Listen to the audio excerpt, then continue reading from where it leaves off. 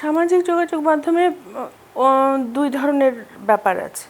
একটা হচ্ছে যে অনেকেই হয়তো গানটা গায় ঘরে, সে হয়তো গানটা বাইরে গাইতো না, যে কোনো কারণেই হোক, তার হয়তো গাওয়া সম্ভব না, ব্যস্ততার কারণে হোক, কিংবা সে হয়তো এমন দূরে থাকে, ঢাকার বাইরে থাকে, ঢাকায় এসে স্টুডিওতে রেকর্ডিং করানো, বিভিন্ন কারণ থাকতে পারে।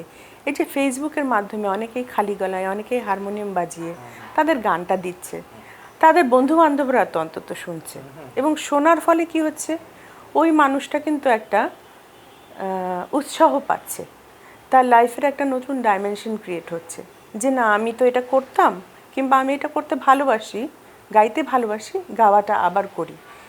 এবং এই ফেসবুক থেকেই কিন্তু আজকে অনেক অনেক ভালো শিল্পী কিন্তু সামনে চলে আসছেন, এটা একটা। আর প্রযুক্তির ব্যবহার অবশ্যই আমি সবসময় স্বাগত জানাই, যদি মূল সুর, মূল ভাবকে ঠিক রেখে, কোনোটা বিকৃত না করে যদি প্রযুক্তির ব্যবহারের মাধ্যমে ওটা আরও সুন্দর শ্রুতিমধুর করা যায়, তাতে সমস্যা কোথায়? আমরা বিভিন্ন প্রযুক্তিতে আমাদের আমাদের জীবনকে সহজ করার জন্যই উদ্ভাবন করছি।